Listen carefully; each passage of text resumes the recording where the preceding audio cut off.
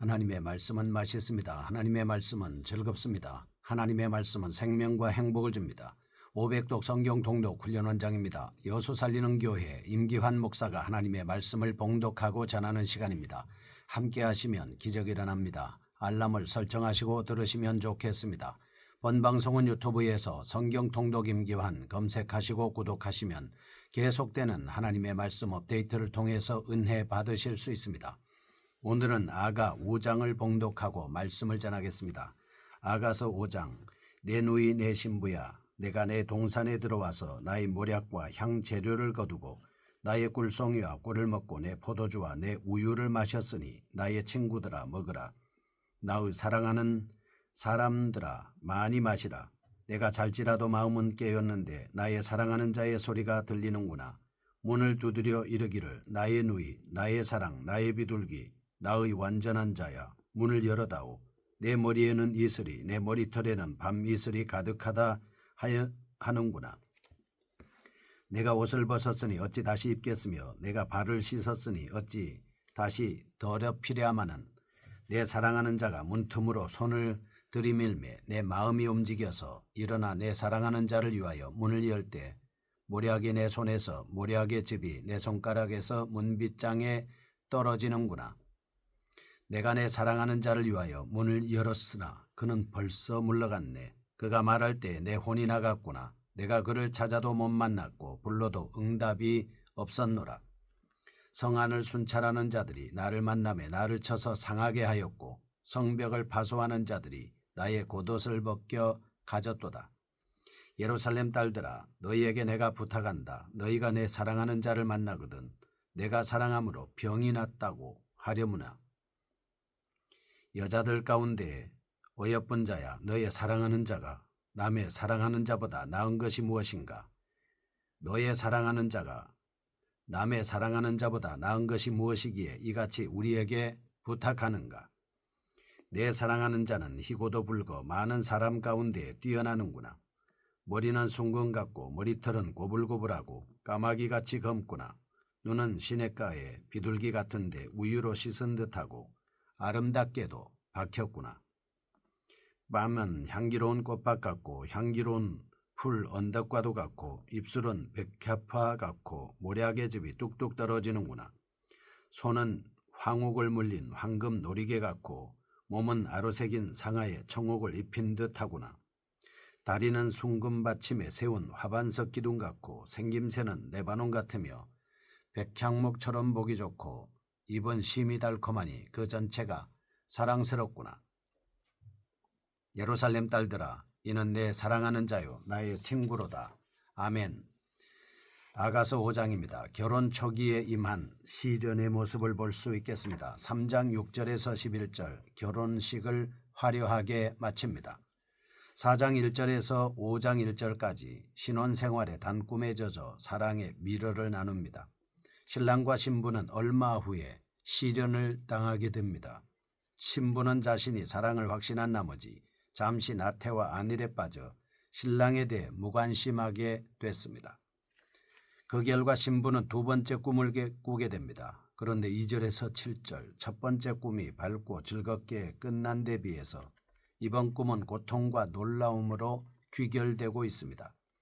8절에서 16절 각성한 신부는 다시금 신랑의 훌륭함을 확인하고 첫사랑을 완전히 회복하게 됐습니다. 중요한 의미들을 간추려 보겠습니다. 첫째, 2절에서 7절까지입니다. 사랑이 고통을 수반한다는 측면을 생생하게 보여주고 있습니다. 술람미 여인은 2절과 3절 사랑하는 남편이 찾아와 문을 두드리며 애정어린 말로 문을 열어달라고 간청했을 때 놀랍게도 냉담한 반응을 보이고 있습니다. 그녀는 남편이 예기치 않은 시간에 도착하여 불편을 준다는 생각을 하면서 문을 열어줄 수 없다고 핑계를 댑니다. 자신은 편안한 잠자리에 누웠는데 다시금 겉옷을 입고 발을 더럽히기가 귀찮다는 것이었습니다. 그러나 신부는 자신의 태도가 옳지 않았다고 생각하며 뒤늦게 문을 열었으나 실망한 남편은 이미 돌아가고 만 상태였습니다. 7절 남편을 찾아 거리로 나선 여인은 커다란 상처를 입습니다. 둘째, 사랑은 인간의 이기심에 의하여 심각한 위협에 처해지게 됩니다. 6절, 신부는 자신의 육신적 욕망을 제어하지 못한 연고로 신랑과 이별하게 됐습니다. 7절, 급기야 상처를 입었으며 모욕을 당했습니다. 이처럼 사랑을 위협하는 적은 외부적 공격이 아니라 내부에서 꿈틀거리는 죄악된 마음입니다. 신부는 사랑이 시작되면서 자기들의 사랑을 위협하는 2장 15절의 작은 여우나 3장 8절의 밤의 두려움 등을 염려해 왔습니다. 그러나 두 사람 사이를 갈라놓은 원인은 바로 자신의 악한 마음이었습니다. 셋째, 10절에서 16절입니다. 시전을 사랑을 더욱 강하게 만들어줍니다. 술람미 여인은 고통을 겪은 후 남편에 대해 무감각하던 자세에서 벗어나 참된 사랑을 회복하게 됐습니다. 그녀는 남편의 머리끝에서부터 발끝까지 모두 흠모의 대상으로 받아들일 만큼 예민한 감각을 되찾게 됐습니다. 첫째, 아가서 5장 1절입니다. 혼인잔치 초청하는 모습을 보겠습니다. 4장에 연속되는 내용입니다. 신부에 대한 찬사의 클라이막스입니다. 동시에 신랑이 초대된 친구들에게 선포하는 말입니다. 1절, 솔로몬은 자신의 즐거움을 함께 나누고자 자신의 친구들을 초청하고 있습니다. 이어서 한 쌍의 부부로 연합된 두 사람을 향해 합창단들은 축복과 건배를 외치고 있습니다. 사실 고대 근동 지방의 잔치는 언약의 확정과 하나된 기쁨을 나누는 의미가 있습니다. 이와 같이 천국은 모든 사람이 함께 즐거워하는 장소입니다. 천국의 신랑 예수 그리스도는 신부가 되는 교회의 예물을 받아들이고 함께 즐거운 잔치를 베푸실 겁니다. 누가복음 22장 17절에서 20절, 현재 교회가 시행하고 있는 성찬 예식은 새 언약을 기념할 뿐만 아니라 바로 이러한 종말론적 안식을 성취하며 함께 누리는 의미를 가지고 있습니다. 두 번째입니다. 아가서 5장 2절에서 9절, 사랑의 갈등에 대해서 살펴보겠습니다. 4장 1절에서 5장 1절에 묘사되었던 사랑의 장면은 이제 분위기가 변화되어 갈등으로 전개되고 있습니다. 두 번째 꿈을 통해 신부는 사랑이 식어진 자신의 모습을 보여주고 있습니다. 물론 본단락에서 나타난 상황이 실제 일어난 것은 아닙니다. 그러나 무의식 중에 내재해 있던 여인의 상태를 대변한다는 점에서 실제적이라고 보아야 하겠습니다. 신부는 결혼잔치가 끝난 후 남편의 매력과 소중함을 조금 망각하고 있었습니다. 이러한 나태와 안일 속에서 사랑은 새로운 위기 국면으로 드러나게 되는 것입니다. 첫째, 2절에서 4절, 신랑은 변함없이 신부를 사랑하여 함께 거하기를 간청하고 있습니다. 2절에서 신부를 나의 누이, 나의 사랑, 나의 비둘기, 나의 완전한 자라고 부릅니다. 순결하고 완전한 자로 대접하고 있습니다. 또한 긴 여행을 마치고 돌아와서 피곤함을 무릅쓰고 아내의 방문을 노크하고 있습니다. 4절, 비록 아내가 문을 빨리 열지 않고 주저할지라도 급히 화를 내지 않고 문틈으로 손을 집어넣어 열려고 애를 썼습니다. 이러한 신랑의 자세는 신부에 대한 진실한 애정을 표명하는 열망을 가시적으로 보여주고 있습니다. 신랑의 태도는 교회를 사랑하시는 예수님의 모습을 잘 보여주고 있습니다. 예수님은 십자가의 모진 고통과 수고를 겪은 후에도 사랑하는 성도들과 함께 거하시려고 마음 문을 두드리십니다. 성도는 여기에 응답해야 합니다. 둘째, 7절에서 신랑의 사랑을 거절한 신부는 징계를 받게 됩니다. 신부는 밤새껏 긴 여행을 하느라고 팔레스타인의 굵은 이슬에 흠뻑 젖어있는 남편의 음성을 거절합니다. 자신의 편안함을 추구하고 있습니다. 그 결과 호된 징계를 받게 됩니다. 왜냐하면 징계는 자신의 실수를 뼈저리게 느끼도록 만들어주고 신랑의 사랑을 사모하도록 만들어주는 역할을 하기 때문입니다. 이상에서 우리는 참된 사랑의 본질을 깨달을 수 있습니다. 사랑은 자기의 이익을 구하기보다 상대방의 요구에 민감하게 반응하는 것입니다. 그러므로 우리는 예수님의 명령을 준행하고 이웃의 유익을 추구하는 삶의 자세를 견지해야만 하나님의 징계를 받지 않는 것입니다. 세 번째입니다. 아가서 5장 10절에서 16절입니다. 신랑에 대한 찬미송에 대한 말씀을 보겠습니다. 징계를 통해서 신랑의 사랑의 소중함을 더욱 절감한 신부는 이제 가슴 깊은 곳으로부터 울려나오는 사랑의 노래를 부릅니다. 그녀는 지금까지 남편에 대해 했던 칭찬보다는 훨씬 탁월한 찬미가를 부르고 있습니다. 이러한 사실은 여인이 시련을 겪으면서 더욱 성숙한 사람으로 발전했음을 단적으로 증명해 주고 있습니다. 이와 마찬가지로 성도는 여러 가지 난관을 겪으면서 더욱 아름다운 사랑의 노래를 부를 수 있게 된 것입니다.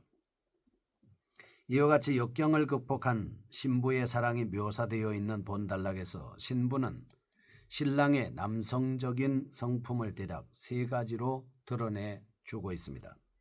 첫째, 10절, 11절, 13절, 16절 남성다운 매력을 설명하기 위해 색깔, 꽃, 향, 단맛 등의 언어를 사용하고 있습니다. 둘째, 12절에서 신부를 향한 사랑의 순수성을 드러내기 위해 시냇가, 비둘기, 젖, 시슴 등의 표현을 사용하고 있습니다. 셋째, 13절, 14절, 15절에서 늠름한 권위와 힘을 나타내기 위해서 금, 대리석, 상아, 보석, 레바논, 백향목 등의 묘사를 사용하고 있습니다. 이상에서 신부는 자신의 남편이 육체적으로 매력적이고 놀랄 만큼 준행을 갖춘 남성임을 드러내주고 있습니다.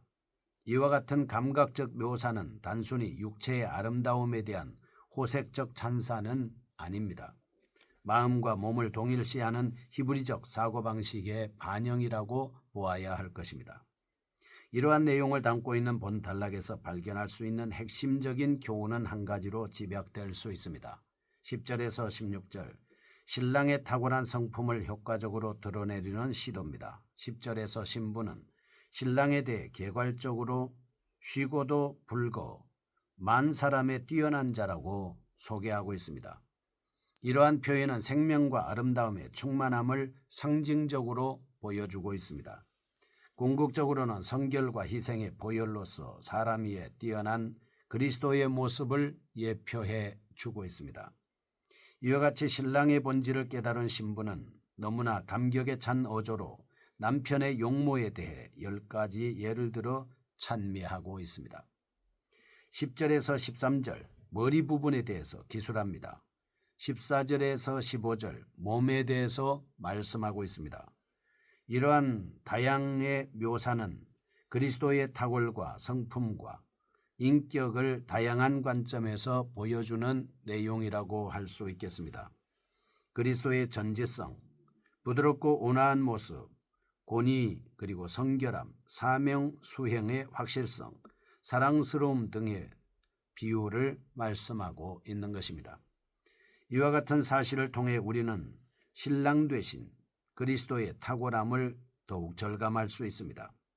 그리스도는 이전에 존재했던 어떤 영적 존재나 선지자, 제사장, 왕도 감히 따라올 수 없는 완벽한 존재인 것입니다. 우리는 이러한 예수님을 마음속에 모시고 살게 된 것을 깊이 감사해야 한다라고 하는 것을 알 수 있겠습니다. 아가서 5장 10절부터 말씀을 읽겠습니다. 내 사랑하는 자는 희고도 불고 많은 사람 가운데 뛰어나는구나. 머리는 숭근 같고 머리털은 고불고불하고 까마귀같이 검구나. 눈은 시냇가의 비둘기 같은데 우유로 씻은 듯하고 아름답게도 박혔구나. 뺨은 향기로운 꽃밭 같고 향기로운 풀 언덕과도 같고 입술은 백합화 같고 모략즙이 뚝뚝 떨어지는구나. 아멘. 거룩하신 하나님 아버지, 하나님의 말씀을 통해서 신부와 신랑의 아름다움을 다시 보면서 우리와 예수 그리스도의 관계를 생각하고 깨닫게 하시니 감사합니다. 예수님의 이름으로 기도합니다. 아멘. 여수 살리는 교회 임기환 목사였습니다. 지금 극동방송을 듣게 하세요. 기적이 일어납니다. 우리는 지금 생명을 전하고 있습니다.